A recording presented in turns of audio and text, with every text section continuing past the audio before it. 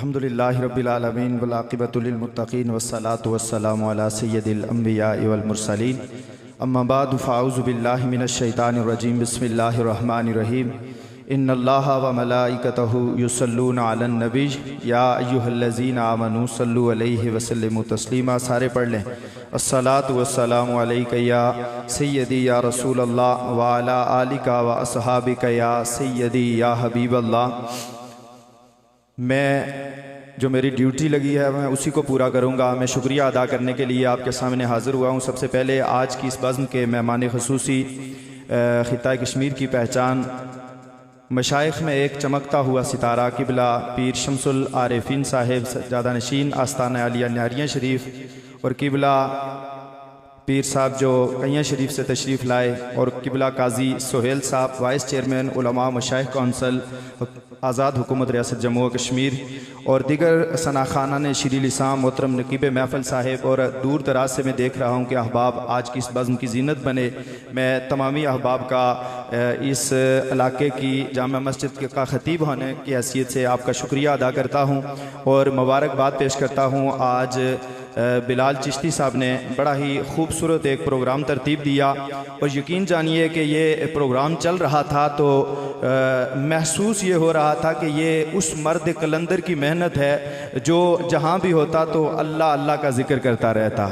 सरदार अकरम नक्शबंदी साहिब तो जो ऐसे काम करके दुनिया से जाता है तो उसके पीछे अल्लाह अल्लाह ही हुआ करती है, उसके पीछे ज़िक्र रसूल ही होता है।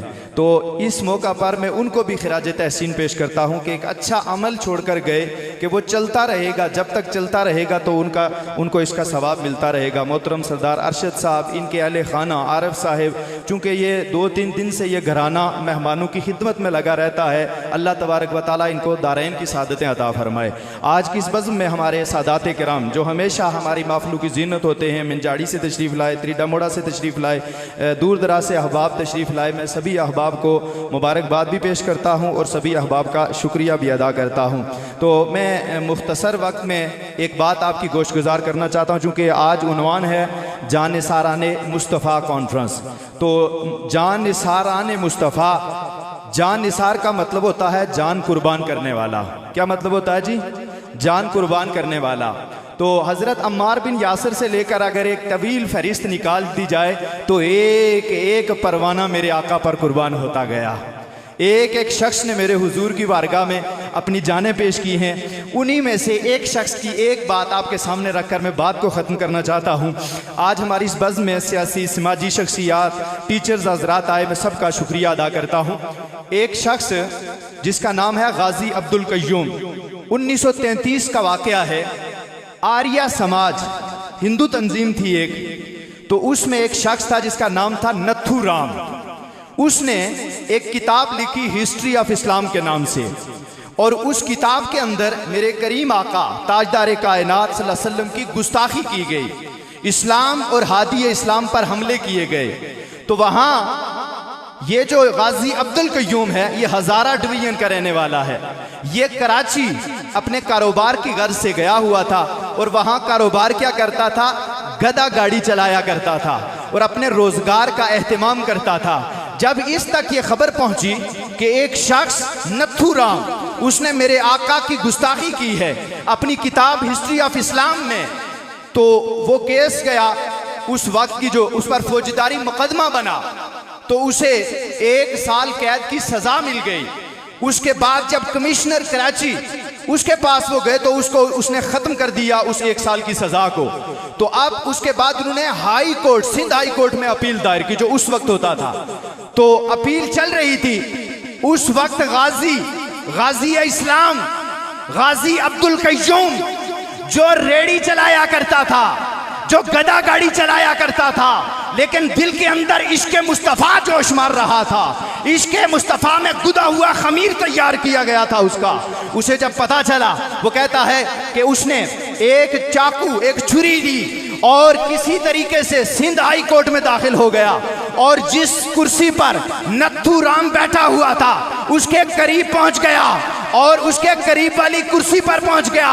उसे पता था अज़ल से ये अदालतें ये मुजरिमों को छोड़ देती है, मुजरिमों को हमेशा आजाद कर दिया जाता है, वो जानता था मेरे आका की गुस्ताखी करने वाले को आज आजाद कर दिया जाएगा और मैं आज अपने आका के गुस्ताख का बदला लेना चाहता हूँ, उससे बदला लेना चाहता हूँ। वो नथू राम के करीब जाकर बैठ गया।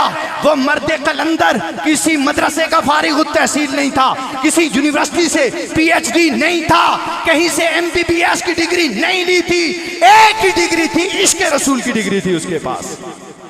तो वो उसके करीब जब बैठ गया, केस शुरू होता है, बहस व तमहीज का आगाज होता है।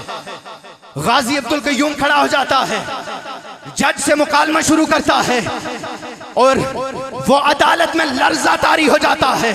जब मोहम्मद का शेर बोलता है, वो सवाल करता है जज से कि जज साहब, चीफ जस्टिस साहब, बताइए कि ये आपके सामने आपके सिख लीडर की जो तस्वीर लगी हुई है, आपके सर पर एक जज अंग्रेज बैठा था, एक सिख बैठा हुआ था। वो सिख जज से मुकालमा करता है, बताइए अगर इसकी कोई गुस्ताखी करे तो तुम उसे क्या सजा दोगे? उसने कहा, हाँ, अगर कोई हमारे लीडर की गुस्ताखी करे हम उसका सर कलम कर देंगे। गाजी अब्दुल कय्यूम ने नाराए मस्ताना लगाया और कहा, सुनो, मेरे नबी की इसने गुस्ताखी की है, मैं इसका सर कलम करना चाहता हूं। जानिसार बनना बड़ा मुश्किल है।